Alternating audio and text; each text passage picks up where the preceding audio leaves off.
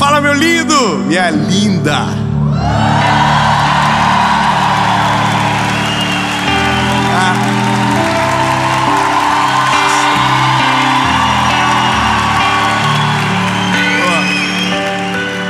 Não tem como ser, sabe, melhor do que isso. Tá muito bom. Eu espero que você na sua casa sinta exatamente aquilo que Deus está proporcionando para nós. A palavra, ela é viva. Eu não sei você, mas eu me sinto abraçado pela presença de Jesus de uma maneira que eu não sei explicar. Mas há uma paz que domina o lugar, há uma paz que domina o ambiente, e que essa paz domine o seu coração, que você seja alcançado por esta palavra. Mas eu quero te pedir um favor antes. Eu sempre tenho que fazer isso. Olha, os irmãos, o povo clama. Compartilha, curte o vídeo, comenta, manda para os amiguinhos. Eu fico tão feliz quando eu vejo o pessoal falando assim: olha, recebi no grupo da empresa. E isso evangeliza aquele povo sinistro. Manda no grupo da família, nem que seja como indireta, mas manda, porque assim a mensagem vai mais longe. E o nosso desejo é que alcance cada vez mais pessoas. Então, se inscreve, ativa o sininho e vamos para a mensagem.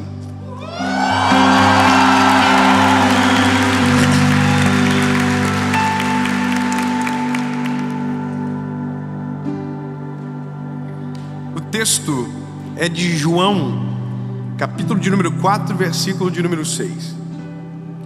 Mas antes de ler, eu quero te contar um negócio. Quando eu tinha 19 anos, eu aceitei a Jesus. Fiquei apaixonado. Eu não comecei a pregar porque queria, comecei porque não conseguia parar de falar. Apaixonei. Me lembro que naquele momento da vida eu estava na faculdade, fazia direito, e eu tinha acabado de criar uma palestra chamada Não Perca o Foco.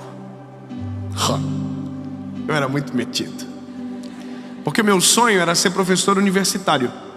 E eu pensava comigo: como que eu vou ser um professor de faculdade? Pobre.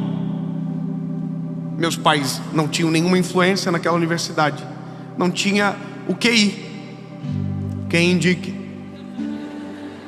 Então eu pensei: vou ter que construir um caminho sozinho.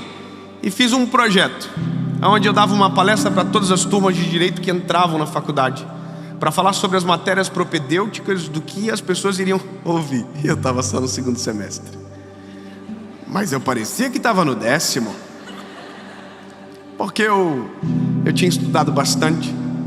E eu me lembro que aquilo virou um outro projeto, um projeto social, onde eu ia nas escolas para falar com alunos que estavam com alto índice de reprovação.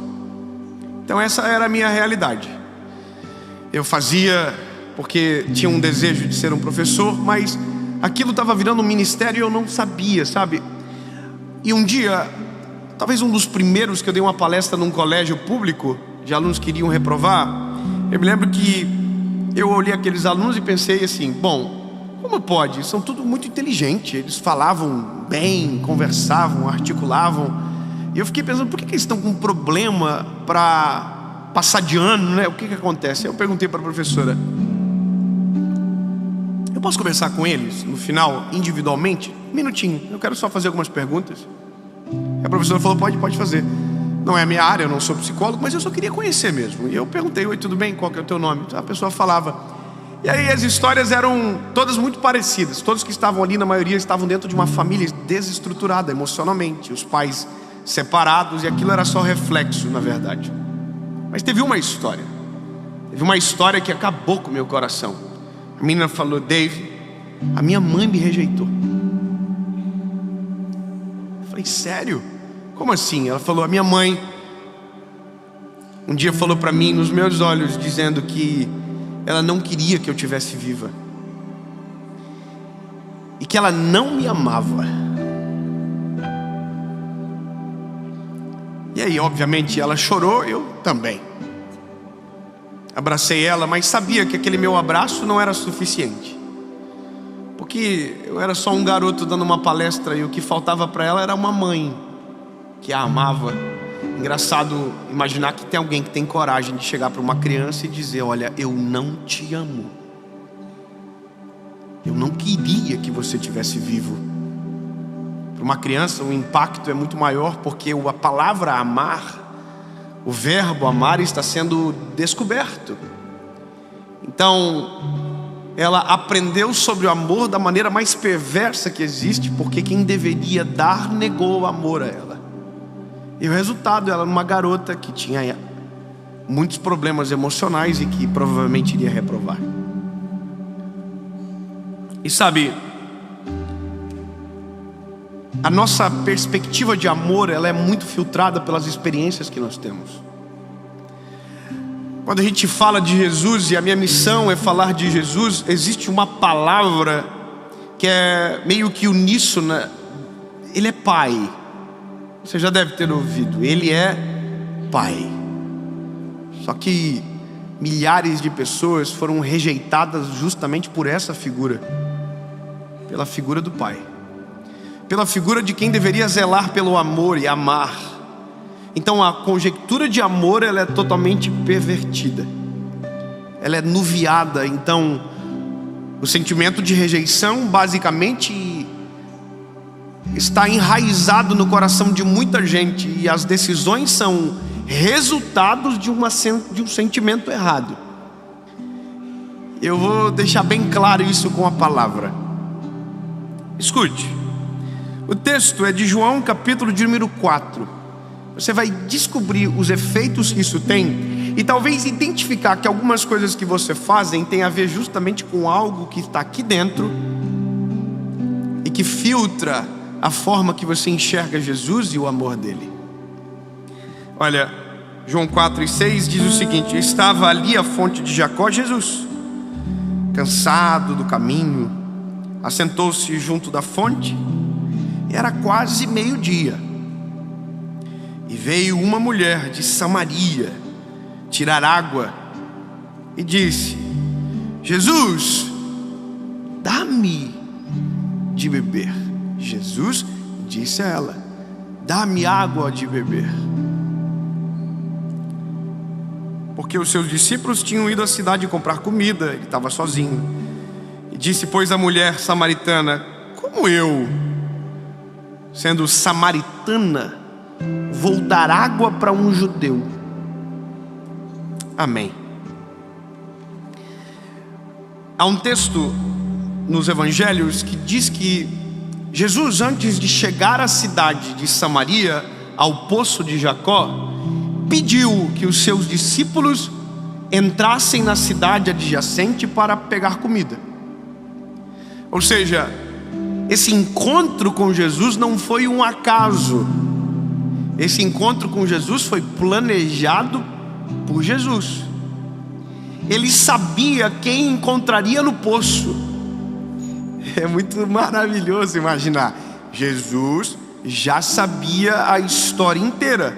Já sabia quem estaria no poço. Só que os motivos do horário, dos efeitos dessa história, elas precisam ser, colocadas à luz. Porque uma mulher não iria no poço meio-dia se ela se sentisse normal.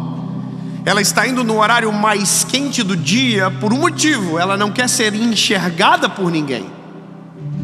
Ela não quer ser vista, ela não quer ser encontrada, porque na cabeça dela o valor dela não existe.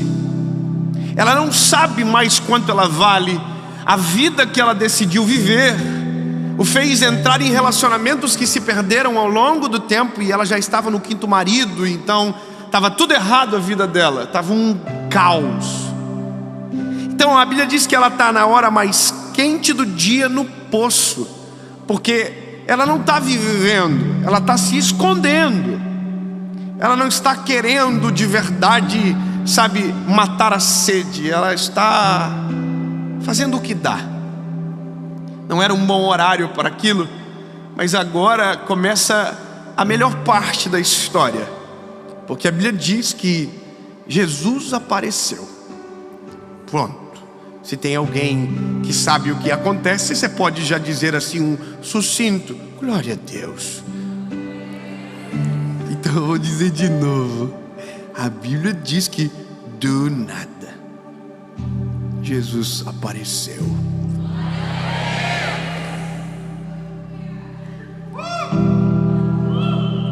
Jesus chegou maravilhoso, extraordinário, sozinho.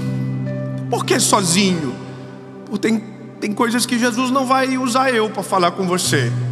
Os discípulos não serão necessários, e se chegarem, talvez serão até o motivo para a conversa não rolar. Tem coisas que Jesus vai resolver sozinho, dentro do nosso coração, olhando nos nossos olhos, com a gente. Tem coisas que Deus fala no público, tem coisas que Deus resolve no secreto. Amém? Então Jesus chegou. Essa mulher está tirando água e ele disse para a mulher: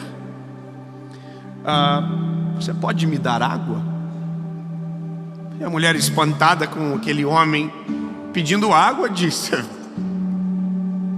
como assim? Você sabe quem eu sou? Eu sou samaritana. O que ela está dizendo para Jesus? Eu não tenho valor nenhum para vocês. Vocês são judeus, e judeu não bate com samaritano. E outra coisa, ela está querendo assim: querido, não é um bom momento para falar comigo. Eu só quero pegar água e eu quero vazar. Eu não quero que ninguém me veja aqui. Eu não estou no bom dia, eu não estou no momento bom. E aí Jesus disse para ela: não, linda, na verdade, se você soubesse com quem você está falando, não seria eu que te pediria água, você me pediria água. E a água que eu te der e você beber, nunca mais você vai ter sede.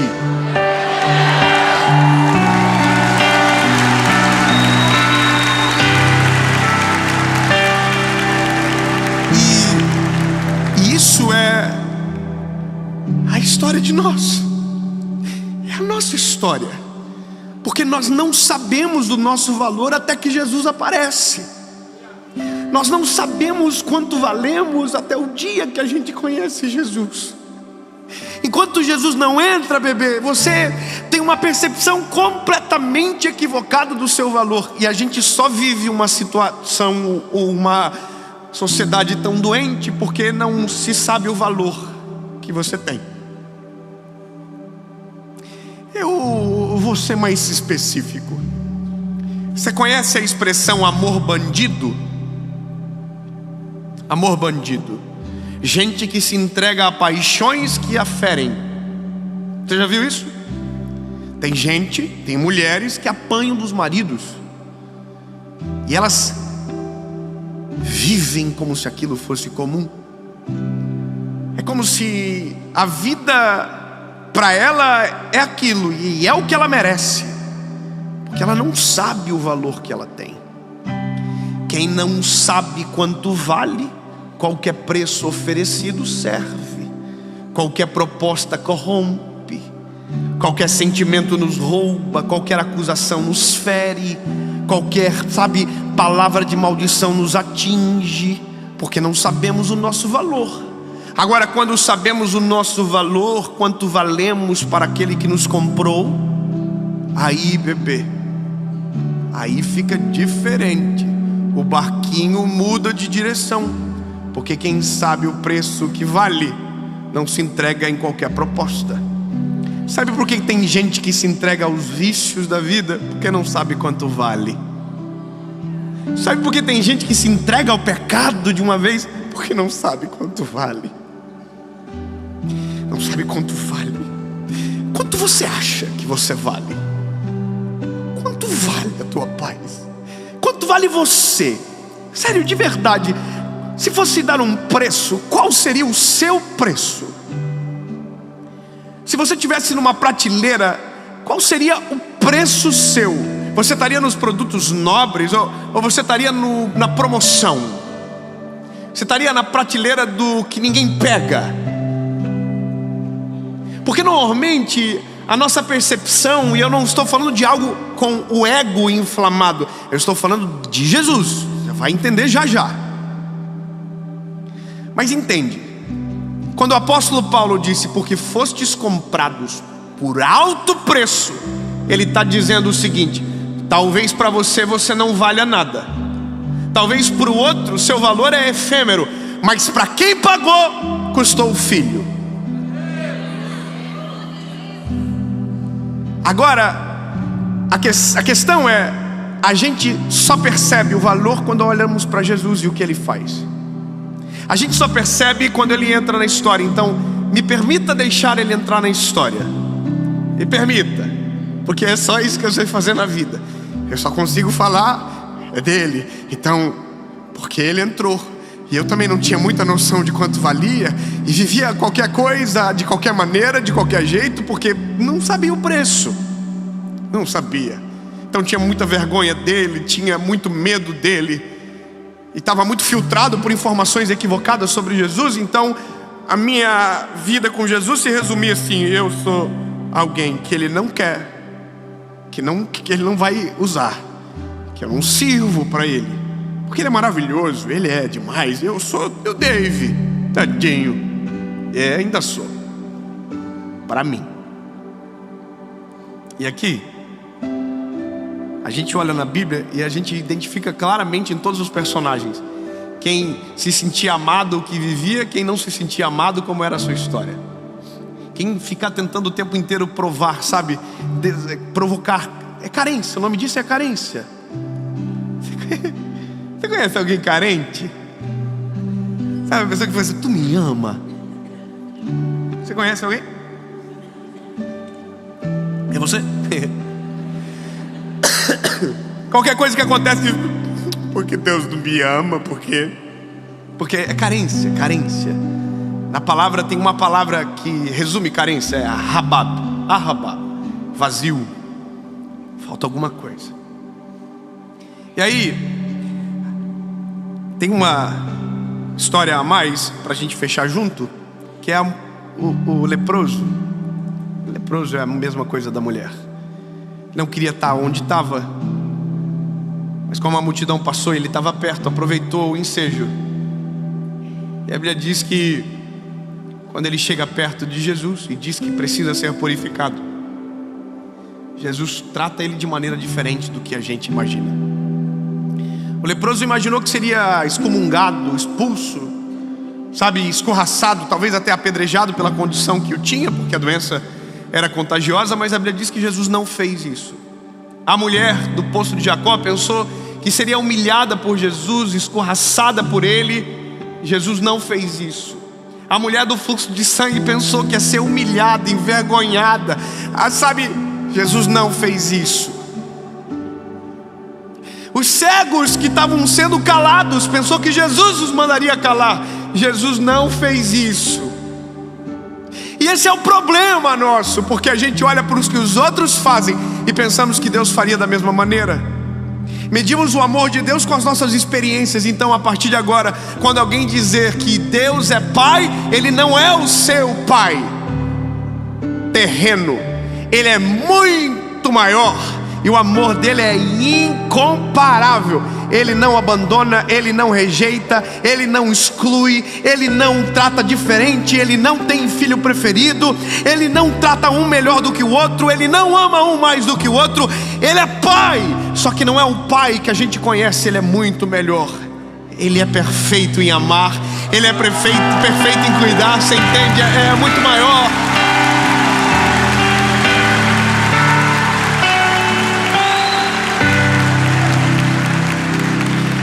Eu vou dizer um negócio: a gente rejeita as pessoas.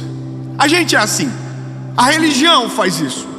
A gente rejeita o A, a gente rejeita o B, e a gente diz: você não pode, assim você não consegue. E a gente está dizendo: não. A gente rejeita porque não é o que os nossos olhos gostam de ver, não é o que a gente quer, não é o que a gente acredita. Então a gente diz: não, Deus não te aceita. E a gente olha para a mulher do poço e diz: vaza daqui.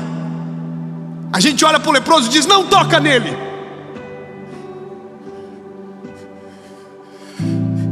A gente olha para os cegos e diz: cala a boca. E aí Jesus diz: menina, se tu beber dessa água, tu nunca mais vai ter sede. Aí ele chega no leproso e não só cura, como toca o leproso e muda a perspectiva do leproso. Ele não só não manda calar os cegos, como cura os cegos. Tudo aquilo que o mundo rejeita, aquilo que a gente tem agonia, não há nada que Deus não possa fazer e resolver e mudar a história. Porque tem uma coisa: Jesus rejeita algo. Ele rejeita só uma coisa: pecado. Ele rejeita o pecado. Mas posso te falar, quando ele chega, a transformação é tão profunda que quem descobre o quanto vale não se torna mais escravo do pecado. Só que a gente só vai saber disso se deixar quem se sente assim chegar perto dele. E eu vou te dizer para você, talvez essa seja a minha missão na vida: falar para quem ninguém gostaria de falar, chegar aonde ninguém gostaria.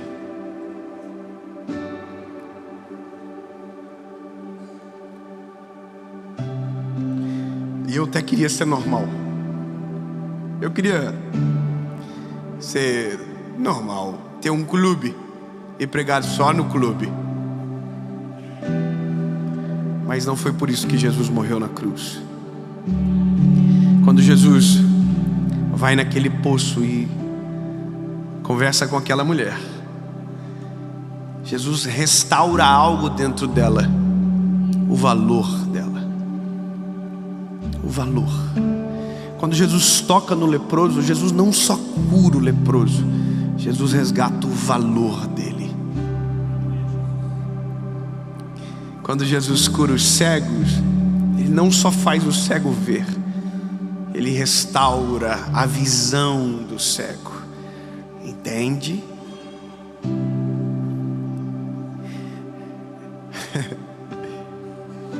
Aonde isso acaba?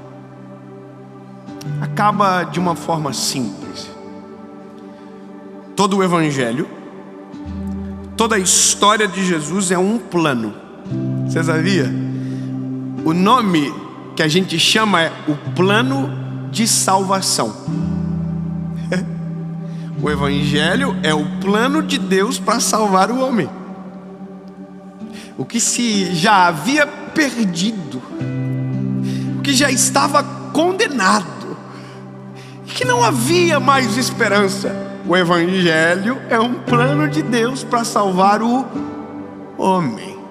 Salvar o homem do pecado, salvar o homem do inferno, salvar o homem de si próprio. Só que aí Deus tem uma brilhante ideia. Precisava-se de um penhor, precisava de um preço, precisava de algo que fosse tão poderoso que somente um preço tão alto poderia justificar um perdão tão grande, que somente um preço tão alto poderia deixar tão claro o tamanho do amor.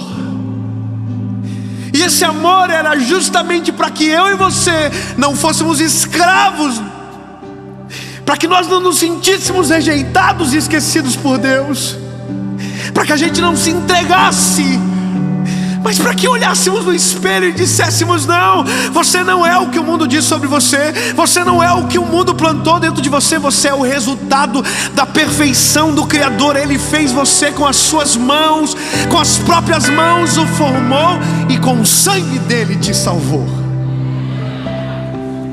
É maior.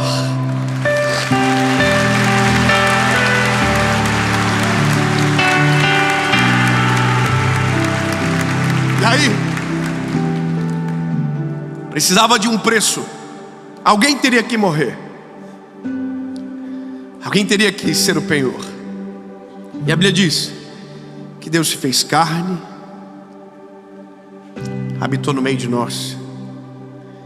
E um dos textos que eu amo é João, capítulo de número 3, versículo de número 16. Porque Deus amou o mundo de tal maneira que entregou o seu Filho na cruz do Calvário para que morresse por mim e por você, para que todos aqueles que nele crerem não pereçam, mas tenham a vida eterna.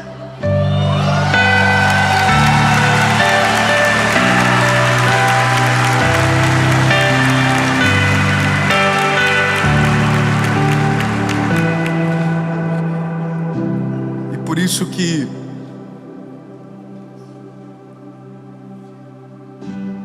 eu não consigo aceitar quem acredita que Jesus não pode mudar a história, ou que Jesus não pode chegar na história, porque se sente às vezes menos do que um e outro.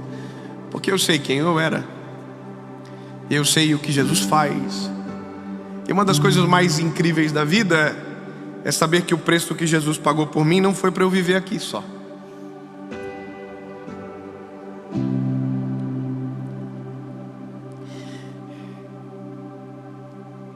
O preço pago foi tão alto que não me dá o direito só de viver na terra, me dá o direito de entrar no céu.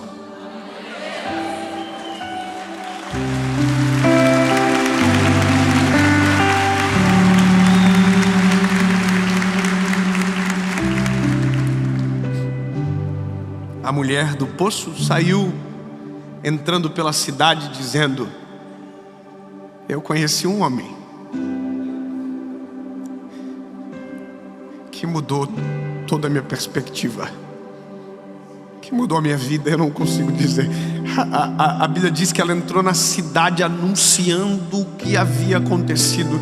É como se aquele que estava se escondendo agora de repente sabe que tem voz. O leproso, a Bíblia diz que ele foi purificado. Se você olhar no original, o purificado que ele queria era para ter acesso ao templo. Ele queria voltar à comunhão. E a Bíblia diz que ele pôde voltar. Porque Jesus não só nos cura de doenças físicas, Jesus cura a nossa emoção, Jesus cura nossas perspectivas. Então, lindo, deixa eu falar algo para você. Se você se sente rejeitado, o menor, o pior, sabe? E talvez esse sentimento te aprisionou tanto tempo e você não consegue viver e se entrega a qualquer paixão e qualquer proposta te compra, porque o teu preço parece ser muito baixo. Então deixa eu te falar, lindo, você na verdade custa muito caro. Olha para mim, muito caro, para que você pudesse ouvir essa mensagem hoje. Alguém precisou morrer no teu lugar, porque a Bíblia diz que Ele morreu a nossa morte para que pudéssemos ter a sua vida, a vida de Jesus em nós. Portanto, não aceite o que dizem ao teu respeito, não aceite carência como realidade, não se entregue a paixões que te desvalorizam e te desmerecem. Assuma o teu lugar no mundo, assuma o seu lugar na presença de Jesus, porque é o único lugar onde o nosso preço é correto.